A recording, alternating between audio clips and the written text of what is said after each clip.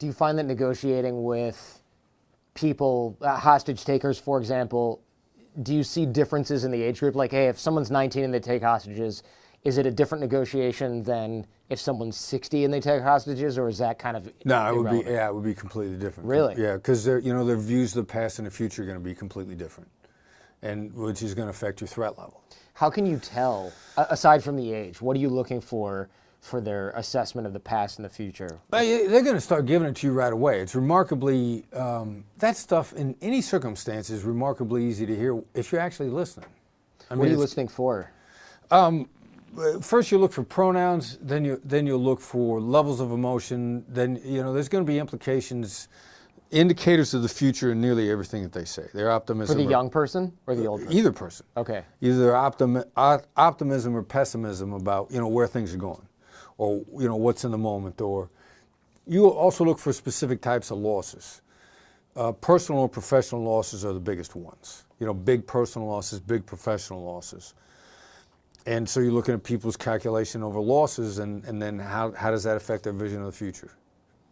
Okay. So when you see that somebody is maybe younger or optimistic about the future, does that bode better for the negotiation itself, or is it just a different set of tactics? Yeah, well, if they're optimistic about the future, then you got somebody you can work with there. Mm-hmm. They're in the midst of a coping situation, sometimes gone sideways for the moment.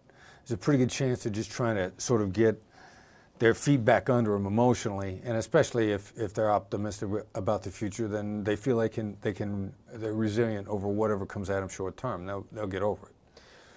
So you're pulling all these different levers depending on what people are giving you. Are you mostly reacting to the hostage taker, or are you following through on a specific set of plans, more or less, that just takes different detours based on what they're giving you? You're trying to figure out how you can get out in front of them.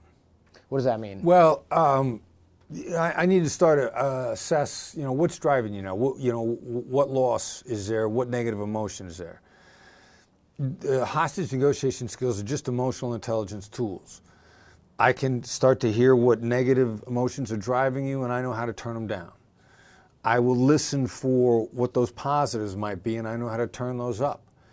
And as soon as I start getting a readout of where you are, sort of on, there's a buffet of choices that I then have.